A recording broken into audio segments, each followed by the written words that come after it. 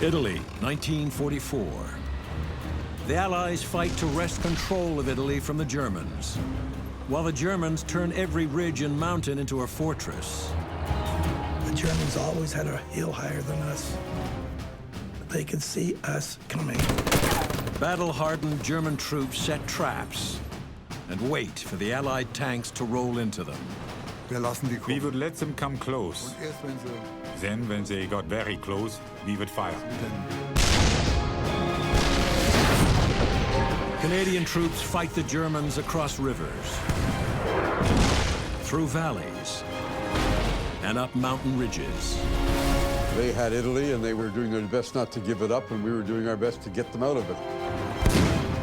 It would be tank versus tank. Canadian and German armor clash in the battle for Italy.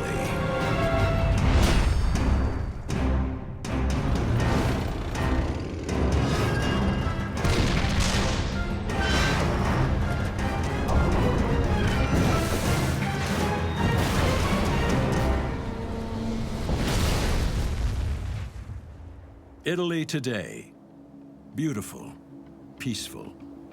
But for thousands of years, armies fought here. The Carthaginian general Hannibal, Attila the Hun, and Napoleon Bonaparte all struggled here to win supremacy over the Mediterranean Sea. Italy is that great land bridge that connects three continents together. So all of the great empires that exist around the rim of the Mediterranean Sea have sought to control the Italian peninsula. And never was the fighting more vicious or desperate than between the Allies and the Germans in the Second World War.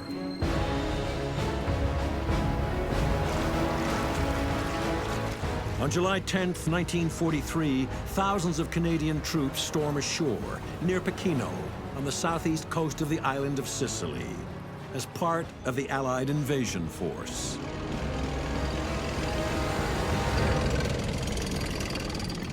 In a mere 6 weeks, the Allies conquer Sicily. And on the 3rd of September, they launch the invasion of the Italian mainland.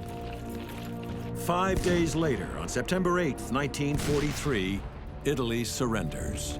The collapse of the fascist government in Italy led to the removal of the Italian armed forces from the Second World War, forcing the Germans to backfill with their own naval forces, air forces, and ground forces to defend the south coast of Europe.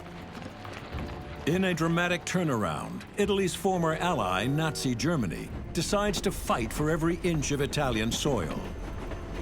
They didn't just send 60 divisions to the south coast of Europe, they sent 60 of the best divisions to stop the Allies from breaking through into the southern approaches to Germany itself. And these well-trained, well-equipped German troops quickly discover they have a crucial and formidable new ally: the Italian landscape. Running right down the spine of the Italian boot is a central mountain range, the Apennines. Spurs of the Apennines reach out to both east and west coasts, creating a 1,000-kilometer obstacle course of narrow coastal valleys, steep ridges, and an endless series of streams and rivers. And there were rivers everywhere, a nuisance. Every 3 miles we had another river to get over. A river every 3 miles is the worst possible tank country. But what difference does it make? That's what we were, that's what we had to do. Exploiting every twist in the terrain, the Germans build one defensive line after another, turning over 1,000 kilometers of mountain, river, crag, and swamp into an unending battlefield. The Germans have every advantage of terrain. There are very few avenues to advance northward in Italy. It takes a relatively small number of Germans to block all of the paths successfully. They're in a stationary position, they're just waiting for you to come along. The Canadians fight desperately for almost a year, including the vicious street battles in Ortona. Combat in Italy has already cost the Canadians almost 10,000 casualties. In May 1944, the Canadians finally smashed through the Gustav and Adolf Hitler lines in the Liri Valley, just 130 kilometers south of the Italian capital, Rome. We were getting ready, quite literally, to take Rome. That was our end objective. One of the last obstacles in the advance to Rome is the Melfa River, which cuts across the Liri Valley, 15 kilometers beyond the smashed Adolf Hitler line. The Melfa River is a giant anti-tank ditch that bars the approaches to Rome by cutting across the Liri Valley at right angles. The Canadians are ordered to seize the river crossings and open the road to the Eternal City. For the assault on the Melfa, the Canadian 5th Armored Division mobilizes a striking force of over 4,000 combat troops, 24 light tanks, and more than 160 Sherman medium tanks. The Sherman is the backbone of the Canadian attack. The Sherman 5 is armed with a low-velocity 75mm gun and has 51mm of frontal armor that is dangerously vulnerable to the powerful cannons on most of the German tanks. And if the Sherman is hit, it has a deadly weakness. They called them the Bunsen burner, because when it went on fire, it really went on fire. Almost invariably, you'd lose all 5 men if the entire tank went on fire. At the Melfa River, the Shermans and their crews will be put to a severe test. The German High Command is desperate to defend the Melfa. Its crossings are virtually the only escape route for the German soldiers, retreating north from the smashed Adolf Hitler line. What we see in the Melfa River is a giant collision between the 26th Panzer Division that's rushing into the area to try to stabilize the German front and the Canadians that are trying to seize a crossing over the Melfa River before the Germans have a chance to turn it into a new defense line. To defend the river crossings, the Germans field 1,000 combat troops and more than 30 tanks and assault guns, including a dozen Panther tanks. May 24th, 1944, the assault on the Melfa begins. The Shermans of the British Columbia Dragoons race towards the river crossings. I was very apprehensive before we went into battle every day. I used to try and cover up by telling funny stories and everybody would laugh. You know, it's a tense moment before you go in. But once I was in action, I was too busy fighting to get to be tense. The infantry went in and fighting their way across. And they couldn't get up the other side because of the machine guns, and there were machine gun nests everywhere. And there were tanks. They were up the cliff, and a couple of them were already down, giving the infantry a hard time. Apart from the artillery, then we were the solution. There was a 12-foot drop from the countryside down to the river.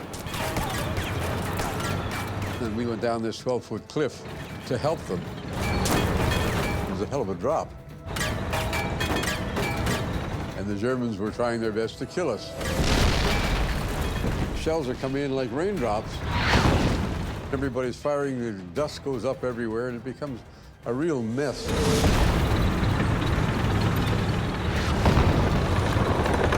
They came down their 12-foot cliffs and they met us on the beach. It would be tank versus tank. The Canadians at the Melfa are the first in the West to do combat with the deadly Panther. The Panther weighs a formidable 45 tons and has sloped frontal armor 80 millimeters thick. Its long-barreled, high-velocity 75mm gun can easily cut through a Sherman. We had no intimation whatsoever that they had moved Panthers down into Italy. It was a total shock to us. The Panthers were much slower than we were, but our shells just bounced off them. So they were real competition. They would go on fire same as we would if we hit them properly. If you were lucky enough to be able to put your shell right between the turret and the hull, where there was a hole, you could get in there. It's nice when the tank is firing at you, and they were, and you fire back and he blows up.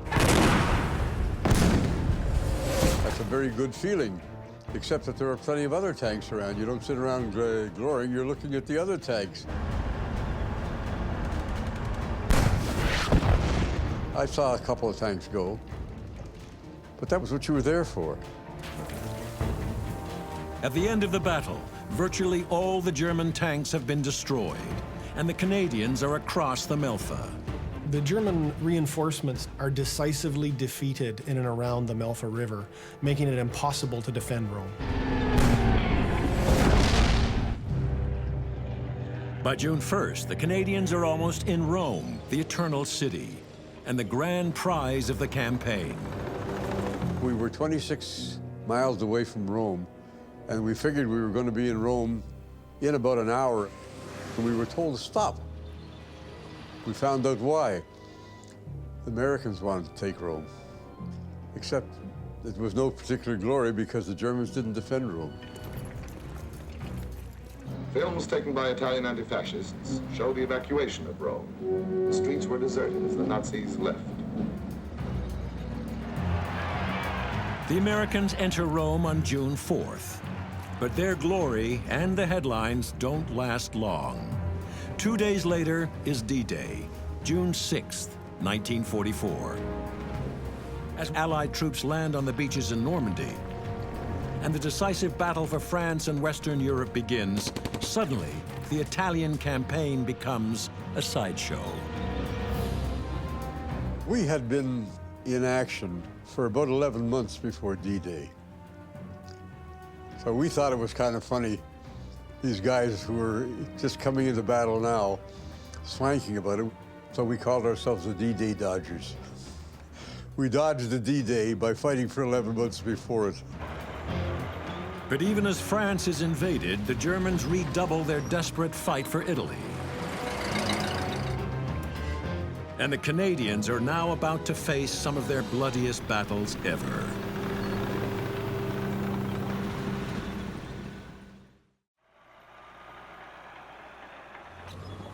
After crossing the Melfa River and with Rome in friendly hands, Canadian and Allied forces rush northward, up the Italian peninsula, heading towards the core of Italy's industrial and agricultural power. In the vanguard of the advance are Canadian tank crews and their Sherman tanks.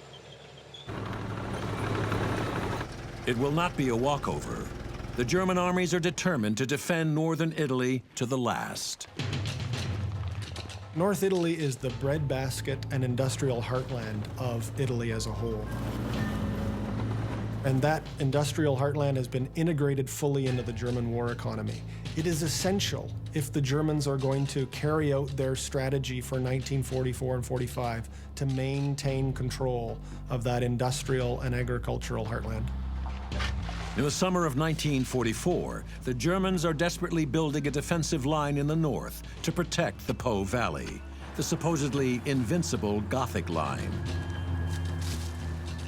But the Gothic Line is not yet complete, so the German High Command decides to delay the Allies at the so-called Trasimene Line.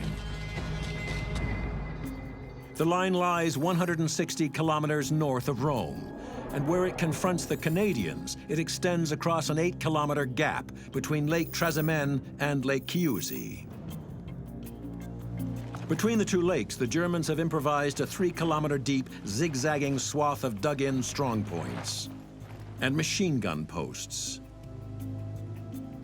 The Germans choose the Lake Trasimene battlefield because any Allied drive that's going to reach the Po Valley has to come through those rolling foothills west of Lake Trasimene. The rolling ridges and high ground offer the Germans ideal terrain for their cat-and-mouse delaying action. The Germans always had a hill higher than us. They could see us coming. June 21st, 1944. Canadian tanks of the Ontario Regiment go into action against German panzers. He was in a sunken road, and all I could see was his turret and the gun sticking away out there. Him facing me with that gun was really no contest. It never is. If he gets a direct shot onto you, he can put a hole through you anyway. He seemed to try to want to get up out of that road, maybe get at me.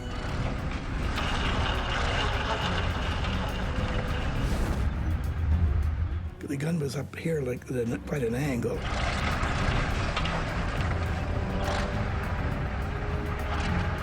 It was just like waving a chimney at you. It looked so kind of long.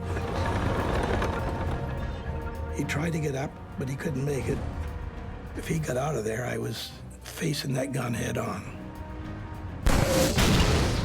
I shot 2 or 3 shots at him.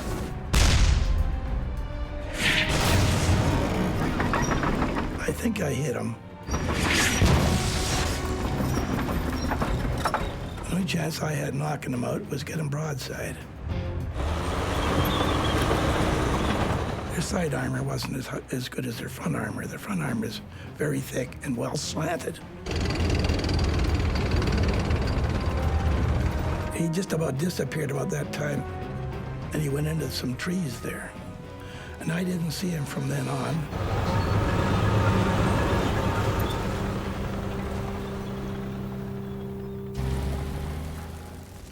After 2 days of fighting, the tanks of the Ontario Regiment successfully smash through the German defenses and push ahead north along the shores of Lake Trasimene. 5 kilometers to the west, the tanks of the Three Rivers Regiment sit at their start line, waiting to enter the battle. We were scheduled to start at 7 o'clock in the morning. They forgot to tell us the starting time had been changed. So we rolled out of our tank park and up the road to take position, only to find it was behind the German lines. So the Germans closed in behind us, and then they completely cut us off. As we moved forward with Major Johnson, we got a call on the radio from Captain Hunter, who said that he was being attacked from the rear. And Johnson said, "That's impossible." I said, "Well, if it's impossible, they just knocked out 7 tanks."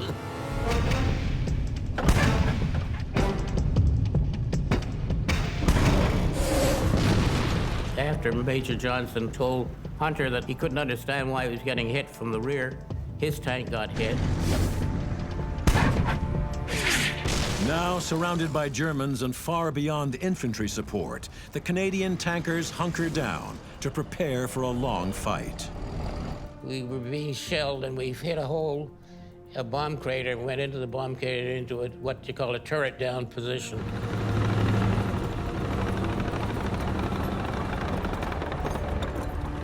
The land was fairly flat, and we were on a mold and could see what was going on. The crew commander, he saw the Panther.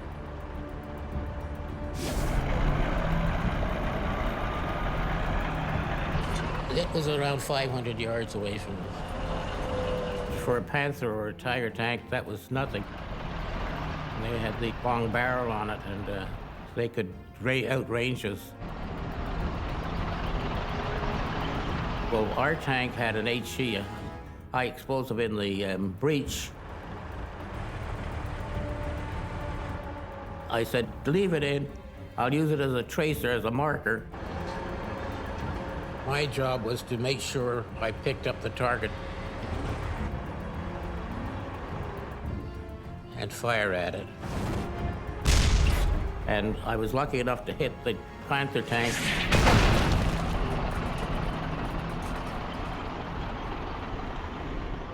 We never knocked out a Panther tank with a Sherman. You'd never do it. But we had hit the turret ring just below the turret, which prevented the tank from turning.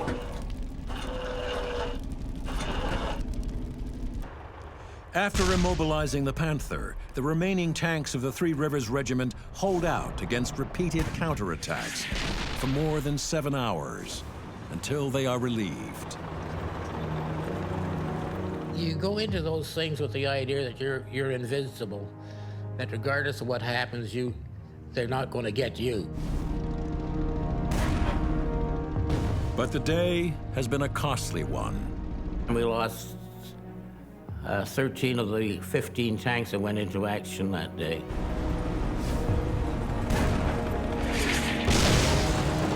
Our regiment never gave up an inch. We didn't back up. We held our position. And we never gave up a position once we took it. The relatively unknown battle at Lake Trasimene actually cost regiments in 1st Canadian Armoured Brigade some of their heaviest losses of the war. But 1st Canadian Armoured Brigade is considered to be the most effective, best trained tank brigade of all the Allied forces in Italy. And it becomes essential to the fight for the rolling hills west of Lake Trasimene. The Germans retreat northward toward the formidable Gothic Line, the last German bastion protecting the Po Valley and Italy's industrial heartland. In 1 week, the Canadians have vaulted through the Trasimene line. They're now considered shock troops. The Canadians were central to all of the major Allied assaults in the Italian campaign, and for that reason, the Germans understood wherever the Canadians popped up, that's where the point of Allied main effort would be. Field Marshal Albert Kesselring, Smiling Albert, the German commander in Italy, is determined to know where the Canadians are headed next. If he knows where the Canadians are, Kesselring can be almost certain that that is where the Allies intend to assault the Gothic Line. They figure where the first div is going to be, that's where the breakout's going to be. And it usually was.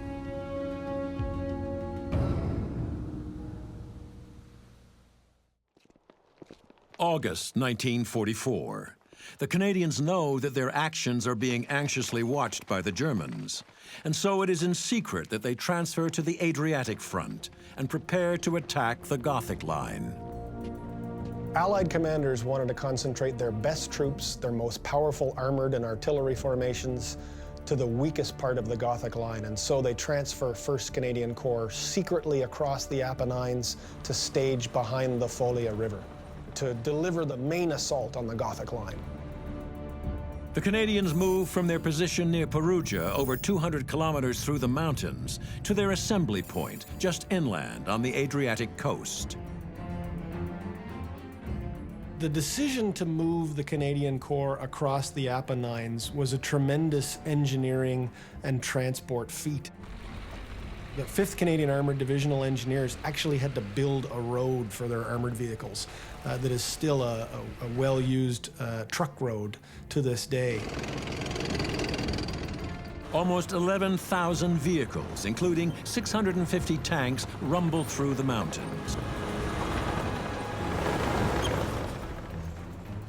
For the assault on the Gothic Line, the Canadians have 10,000 troops and over 260 Sherman tanks. And they aim to exploit to the fullest the Sherman's greatest strength. The biggest thing was our maneuverability. The Sherman tank was a great tank as far as that part is concerned. But we needed the mobility for obvious reasons. The Adriatic sector of the Gothic Line consists of an anti-tank ditch, river barriers that run at right angles across the front, barbed wire entanglements, extensive minefields. But what this section of the line lacks is enough German troops to properly defend it. On the morning of August 31st, the German reinforcements are being rushed in from other parts of Italy now that the Germans know where the main Allied effort is coming. There's an awareness in Allied headquarters and Canadian headquarters that they've got to get high into the hills and take the German depth positions before the German reinforcements arrive. The Canadians will cross the Folia Valley, heading towards the heights of Point 204, near the town of Tomba di Pesaro. The Canadians understand that the key to their section of the Gothic line are the heights around Tomba di Pesaro. The British Columbia Dragoons are supposed to attack up on those heights with a supporting battalion of infantry. That battalion isn't ready, so they make the decision to go alone. It's a costly decision. It means that they have to drive through a German anti-tank gun screen and thick concentrations of German artillery fire. Even without reinforcements, the Germans are ready for the Canadians. The worst part was the fact that they were entrenched in there and were waiting for us.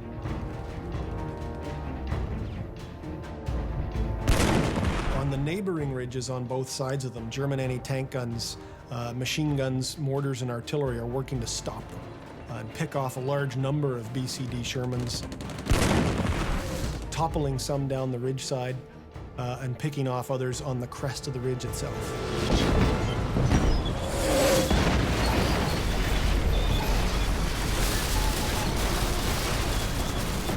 Before reaching the German lines, the Shermans must cross a minefield. We lost one tank, hit one of these mines, and poof.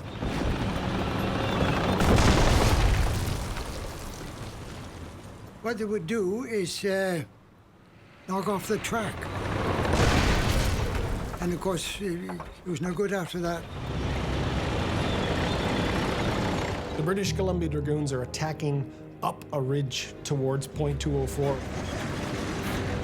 The Dragoons make rather skillful use of the crest of the ridge itself.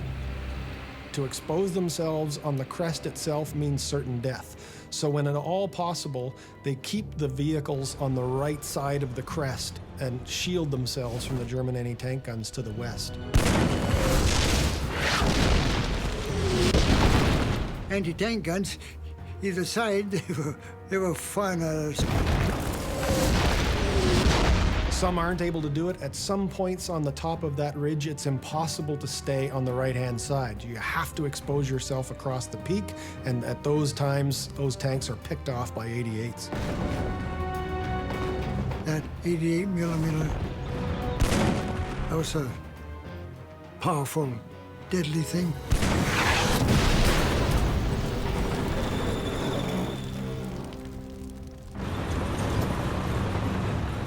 A number of tanks actually make it to Point 204. And that's when we saw the big Panther tank.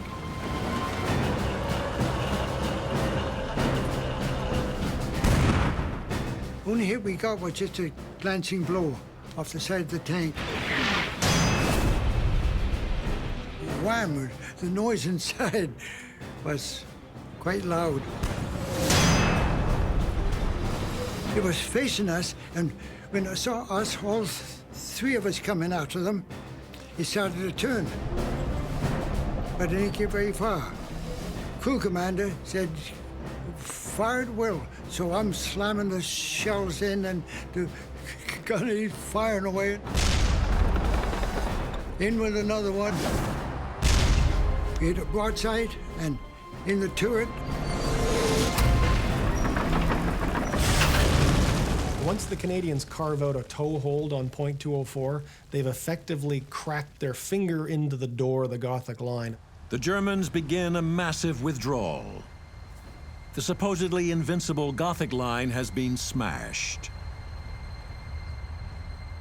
After their victory in the Gothic line, the Canadians thought the war with Germany just might be over. They assumed that the Germans were retreating from the Gothic line and were about to abandon all of Italy. In fact, at that moment, German reinforcements were rushing to restore the front and keep the Allies from breaking into the Po Valley and setting up a new line of defense around a place called Coriano. And the heaviest of the fighting was about to break out.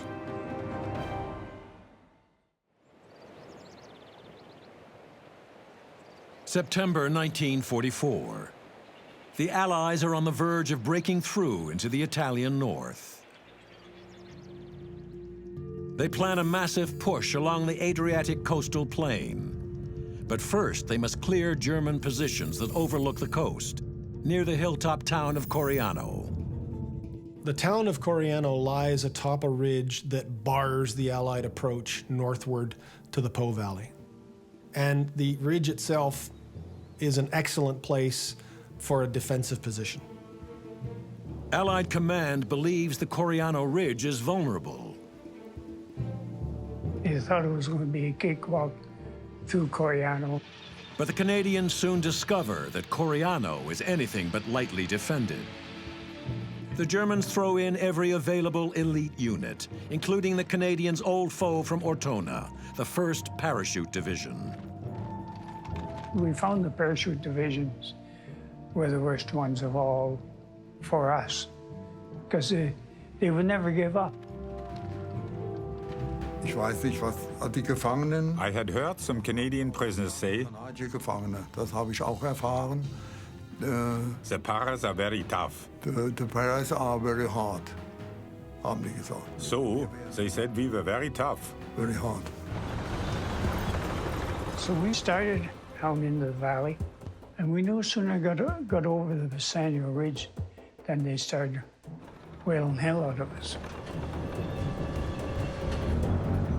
I was the artillery observer for the 11th Company of the 1st Parachute Division, and I had 2 radio operators with me. In Region war das. All of a sudden, we heard tanks from the front. Von vorne. Und da haben wir geguckt und da sahen wir, also So we looked, ich habe and I counted 50 tanks. 50 Panzer gezählt. 50.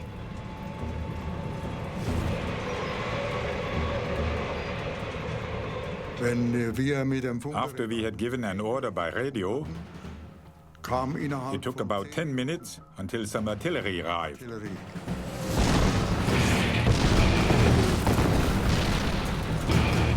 The Canadian advance is totally exposed to the fire of German guns. We were out there bare naked. Auf die Panzer und dann haben And when the first ones caught on fire, Feuer. Und the other ones turned around. 2 B Squadron tanks from the 8th Hussars make a break for the bottom of the hill. When we got down there, this tank and our tank got there at the same time. And we rubbed against one another. And we straddled this dry creek bed. Well, it was a natural tank trap, really. We couldn't get out of there.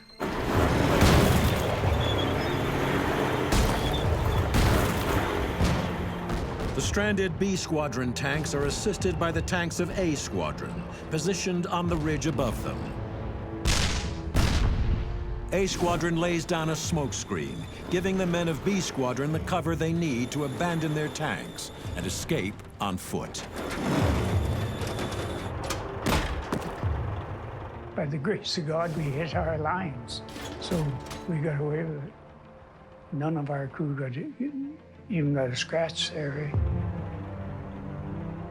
I feel I was very lucky to get out of that thing. The Germans successfully repel the Canadian attack of September the 4th. We fought off those attacks. They did not get through. But the cost to the Germans is great. In spite of the huge loss of men and equipment, the Germans are ordered to hold. Man hat seine Pflicht getan und We just did our duties hat geglaubt, dass wir vielleicht and kept on believing that we would get out of there okay. einigermaßen davonkommen. September 13th. The Germans face a second Canadian attack on Coriano Ridge. In the second battle for Coriano, 15 Hussar Shermans penetrate into the center of town, assuming that the Germans have started to abandon Coriano Ridge. In fact, they find that the Germans are intent on clinging to Coriano at all costs.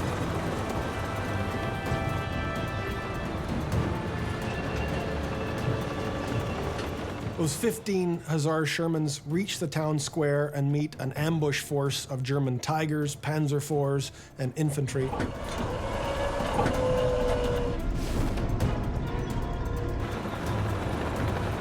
Wir lassen die kommen. We would let them come close, without firing at them. Und erst wenn sie Then, when they got very close, we would fire.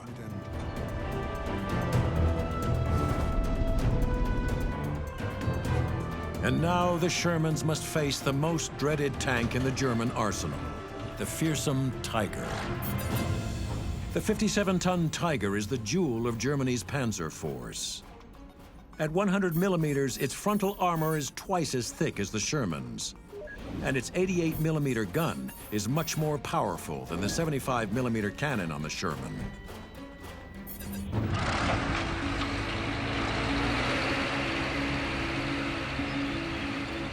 There was some kind of a weapon, Tiger tank.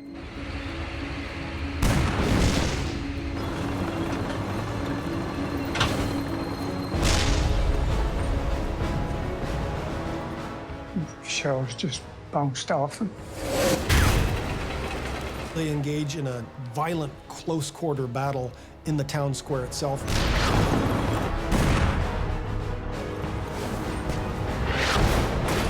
A number of Canadian tanks are hit. The Canadians were very hard pressed. Even though they outnumbered us by far.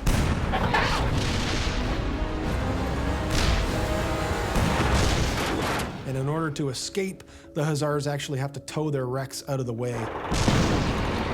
Under heavy fire, the Shermans retreat from Coriano. For the remainder of the day, their tank guns shell the Germans from the outskirts of town. The next morning, they mount another assault. The whole of 5th Canadian Armored Division regroups and goes back into Coriano.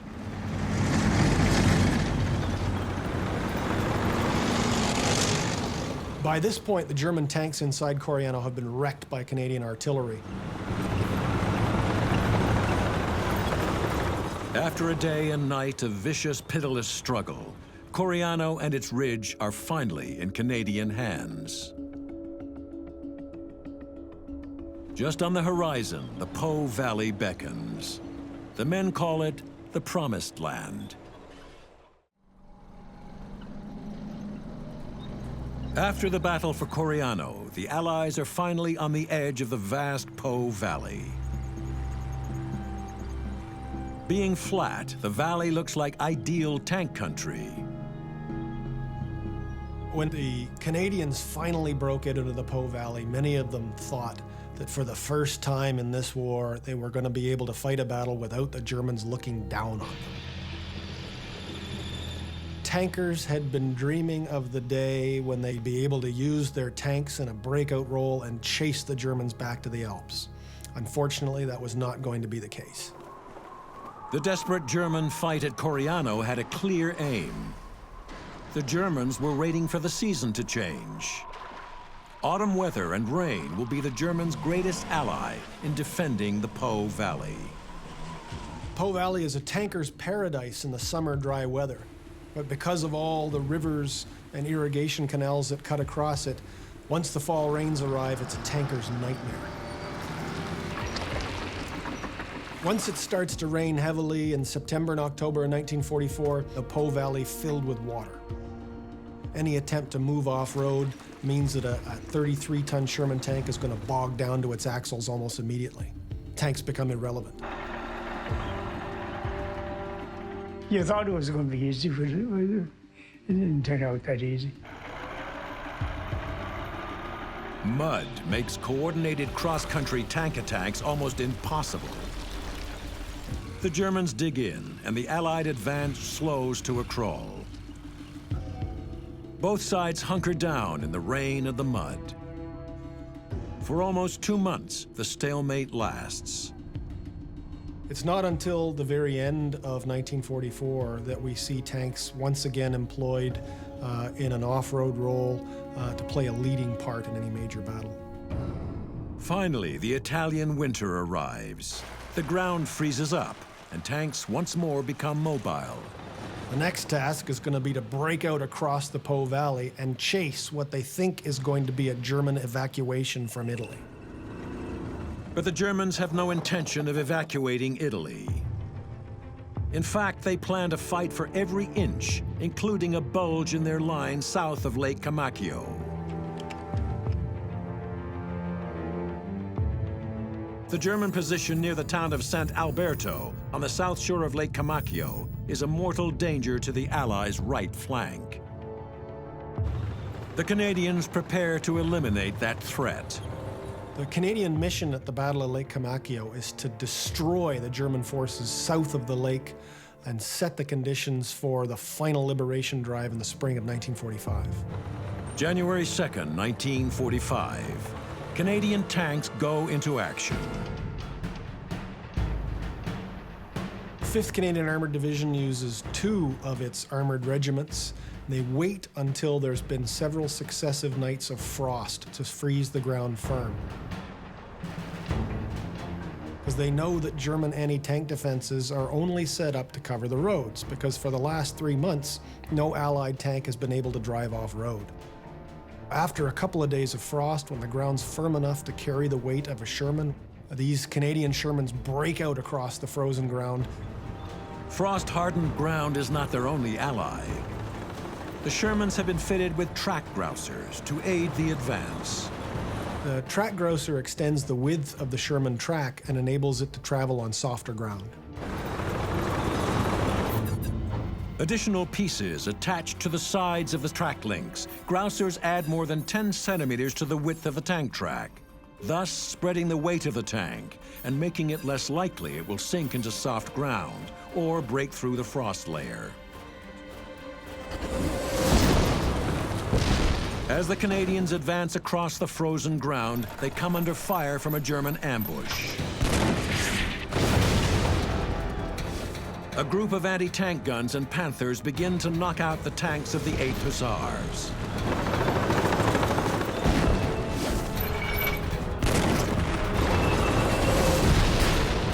Sergeant Daniel McCaskill, crew commander of one of the Shermans, acts quickly.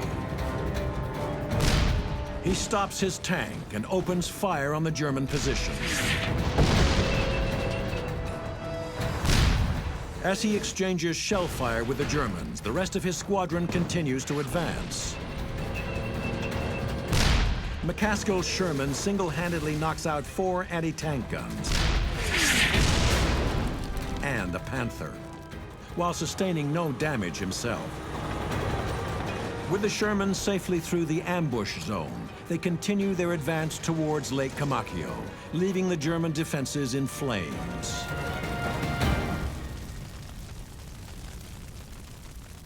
The Canadians have penetrated past any of the German defenses that can stop them and race to Lake Comacchio. When the Canadians enter Sant Alberto, completely sealing off the southern shore of Lake Comacchio, they have taken 600 enemy prisoners and counted at least 300 enemy dead. Lake Comacchio constitutes the last big battle for Canada in the Italian campaign. The Italian campaign is the longest fought by the Canadian Army in the Second World War. And it was tremendously successful at drawing in and tying down some of the best formations in the German Army. We really weren't expected to win the war. Our job was to take the strength out of Europe. And in view of the fact that there were from 30 to 40 divisions, German divisions sent to fight in Italy, we did a great job in taking strength away. And of course, we were causing tremendous casualties, which they had to reinforce, and they were using tanks and they were using ammunition. So we were sapping a lot of strength out of Europe. The Italian campaign saw some of the most famous armored regiments in Canadian history earn their spurs and prove their ability in the Italian landscape to win some of the most important Canadian tank victories of the Second World War.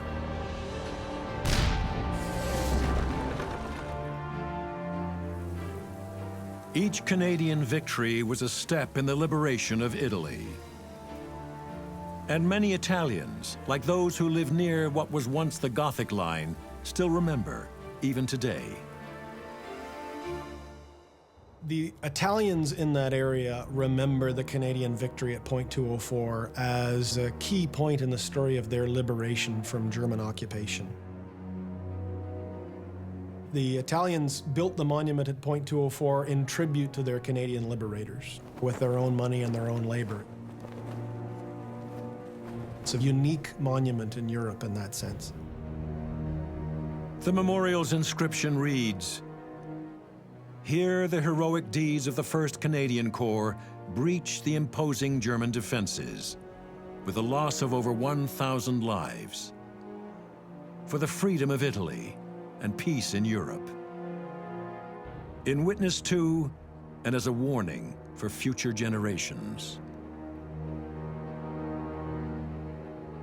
The Gothic Line was just one battle in the 20 long months the Canadians fought to liberate Italy. That success came at a heavy price in Canadian lives. 93,000 Canadians served in Italy. More than 20,000 were wounded. Nearly 6,000 died.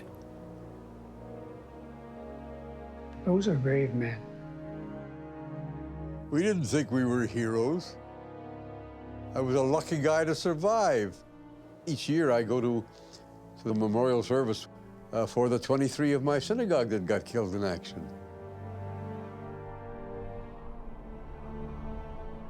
I guess I'm lucky to be where I am. All my buddies in the regiment are all dead. And that's not a very nice thing to even think about. They were excellent people, excellent soldiers. We did what we had to do, and what we were trying to do was prevent the Germans from taking over the whole world, and we succeeded. It was really our baptism of fire.